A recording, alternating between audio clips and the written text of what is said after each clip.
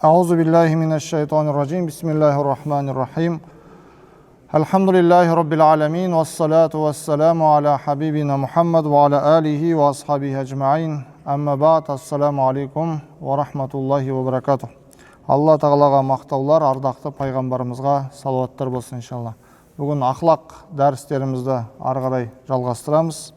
Осы көркем мінез кітабымен өтіп жатырмыз. Біз жалпы ақлақтың маңыздылығы, жалпы көркем мінез деген не, көркем мінезге қалай ие боламыз деген сияқты ақлақтың жалпы кіріспесіне тоқталған болатынбыз. Мінезді өзгертуге бола ма деген сұраққа ғалымдардың жауабы деген сияқты. Бүгін енді кітабымыздың негізгі бөліміне кіреміз. Соның ішіндегі бірінші тақырып ол ықылас тақырыбы. Өзі мынау жалпы ихсани кітаптарға қарасақ, негізгі тақырыптардың бірі ол осы ықылас. Неге? Өйткені кез келген амалда ол адамның ықыласы өте маңызды. Сол үшін кітаптарда ең бірінші осы ықылас тақырыбын қойып жатады. Біз де бүгін осы ықылас тақырыбын бастаймыз. Жалпы ықылас сөзін біз жиі естиміз. Құранда да ықылас деген сүре бар, білеміз. Ең бірінші жаттаған сүреміз шығар, енді көбіміздің ықылас сүресі деп жатамыз. Жалпы ықылас деген не нәрсе ол? Қалай түсінеміз ықылас дегенді? Бар ма ойлар? Нәрсеге ниет қою. Жақынырақ, бірақ нақты не нәрсе ол ықылас? Мысалы, ықыласың дұрыс болу керек деп жатады ғой, не деген сөз ол? Шын пейілмен істеу дейді. Тағы қандай ойлар бар? Мақсат деп жатыр. Тағы қандай? Жалпы не нәрсе ол ықылас деген?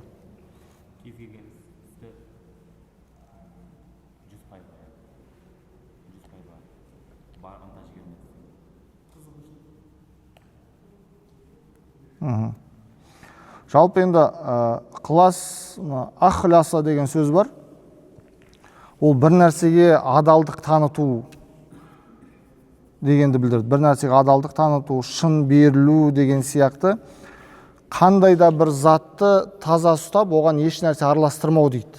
Бұл тілдік тұрғыда. Яғни ықыласты адам Алла тағаланы жалғыз деп біліп, оның разылығы үшін істейтін болғандықтан, жаңағыдай Құл хуаллаху ахад, ол Алла жалғыз деп келетін сүре ол ықылас деп аталған. Енді ғалымдар шариғи тұрғыда түрлі анықтамалар береді. Қазір біз бір-екеуіне тоқталайық. Мысалға, Хузайфату Мараши деген ғалым айтады. Адамның сыртқы амалына ішкі дүниесінің сай келуі ол ықылас дейді. Не дейді? Ішкі амалына сыртқы дүниесінің сай келуі. Мысалы, біз намазды Алла разылығы үшін деп оқимыз, дұрыс па? Яғни ықыласымызбен оқимыз. Ол намазды кімге арнаймыз? Алла үшін деп оқимыз ғой. Алла разы болсын осы ісіммен деп. Ол не деген сөз ол? Ол ықылас. Ол ықыластың орны қайда негізінде?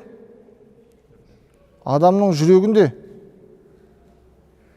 Ол ықыласты жөндейді, және де сыртқы амалдары соған сай болады. Енді қараңыз, біреудің жүрегінде Алланың ризалығы деген нәрсе жоқ, бірақ денесі менен ол бір ықылас танып тұрған адам сияқты керемет болып оқып тұр. Мысалға, ана біреудің қарап тұрғанын біліп тұрып. Оның ішкі дүниесі мен сыртқы амалы бір-біріне сәйкес келіп жатқан жоқ, демек ол ықылас болып саналмайды. Түсініп жатырмыз ғой? Имам Ғазали айтады, ықылас дегеніміз амалыңның барлығы тек Алланың ризалығы үшін арналуы. Жүрегіңнің адамдардың мақтауына назар аудармауы, әрі олардың сөгісінен қорықпауы дейді. Яғни үш нәрсені айтады. Бірінші не дейді?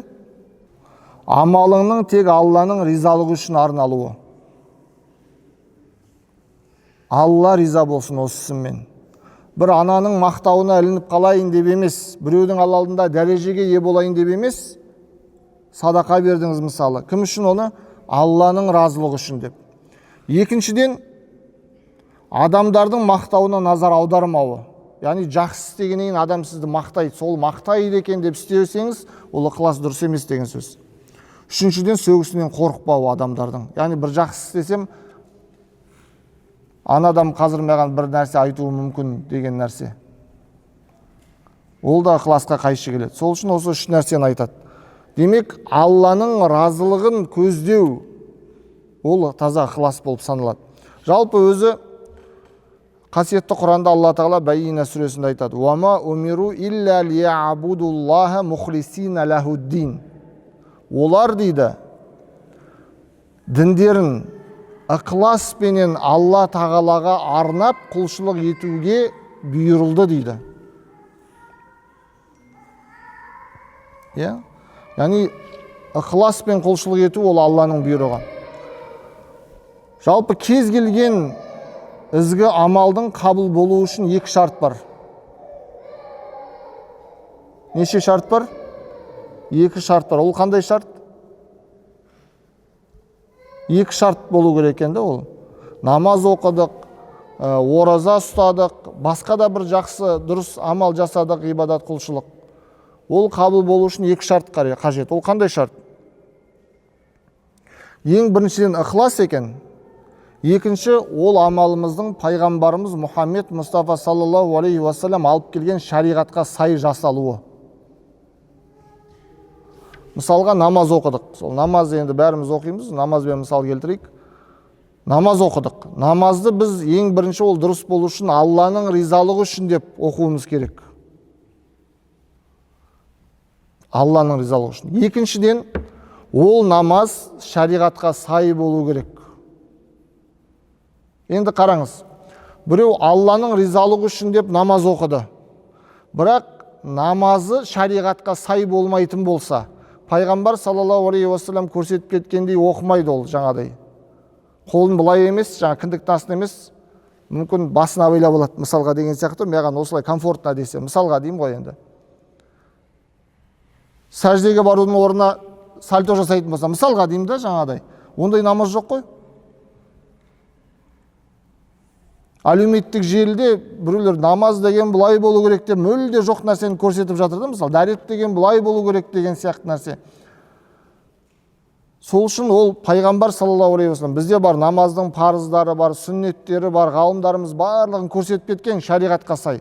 Солай орындалу керек ол. Сонда ықыласымыз дұрыс болса, шариғатқа сай болса, ол құлшылық дұрыс болады. Екінші мысалға қараңыз. Адамның намазы дұрыс, бірақ ықыласы дұрыс емес. Ол Аллаға емес, басқа біреуге талға арнап жататын болса, Құдай сақтасын, сол шариғатқа сай намазды. Немесе басқа біреудің разылығы үшін оқып жататын болса, ол да дұрыс болмайды, ол керісінше серік келтіру болады.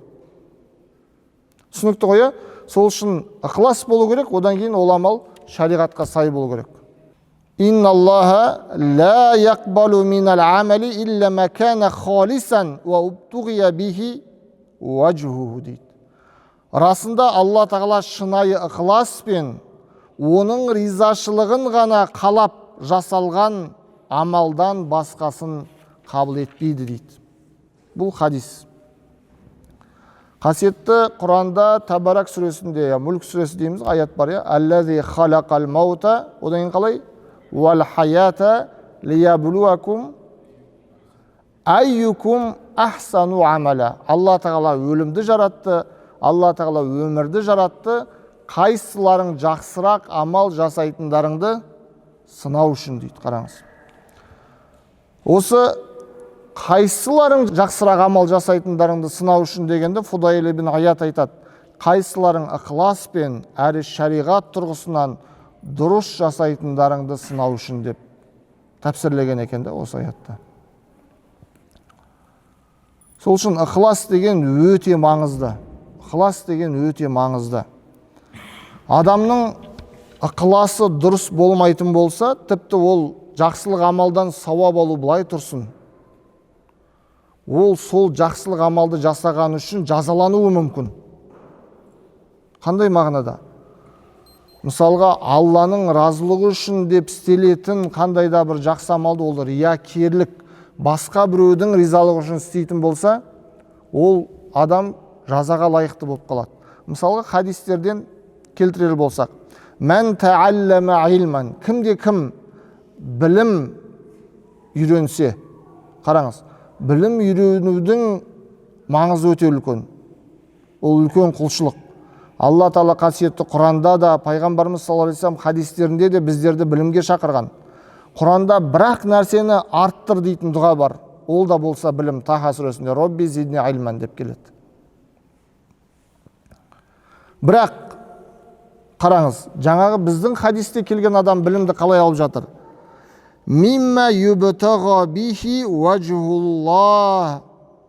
Ол адам білімді Алланың ризалығы үшін алудың орнына ла ятаалламуху илля лиюсиба бихи арадан минад дуния. Ол дейді, Алланың разылығы үшін үйренудің орнына бір дүниелік пайда үшін ғана үйренетін болса дейді. Ләм яджид арфал джаннати яумал қияма. Ол адам қиямет күні жәннаттың иісін де сезбейді дейді. Мүлде маңайламайды деген сөз де ол. Немесе баршамыз білетін, мысалға ең бірінші қияметте азапқа тасталатын адамдар. Кімдер? Ол күпір еткендер емес. Ол кімдер? Ізгілік амал жасағандар, бірақ риякерлік жасағандар. Ол ғалым болған адам, жаңа хадисте келгендей. Бірақ білімді адамдардың жүрегінде орын алу үшін, өзін ғалым деп атасын деп үйренген адам. Ол шейіт болған адам, бірақ адамдар мені батыр деп атасын деп. Ол жомарт болған адам, адамдар мені жомарт деп дәрежесін көтерсін деп. Яғни риякерлікпен амал істегендер. Сол үшін ықыласты дұрыс түсінген адам, риякерліктің зардабын білген адам, ол әрдайым өзінің амалын, жақсылық амалын барынша жасыруға тырысады. Имам Шафиғидің мынандай бір керемет сөзі бар екен да. Шіркін дейді, мен білген білім бүкіл әлемге тараса дейді. Бүкіл әлемге тараса, бірақ ол білімнің, сол тараған білімнің менімен бірде бір әрпі де байланысты болмаса еді деп айтады екен да. Қазір жаңағыдай екі адам бір жақсылықты істейді. Адамдар біреуінің атын атаса, екіншісі ренжіп жатады. Неге мені атамады? Негізі мен бүйткенем, менің мұндай үлесім бар еді ол жерде деген сияқты нәрсе.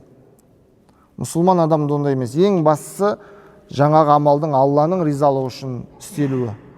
Хамид Ал-Лифафтың, Алла оны рахымын алсын, мынандай сөзімен бүгінгі дәрісімізді аяқтайды. Былай дейді екен.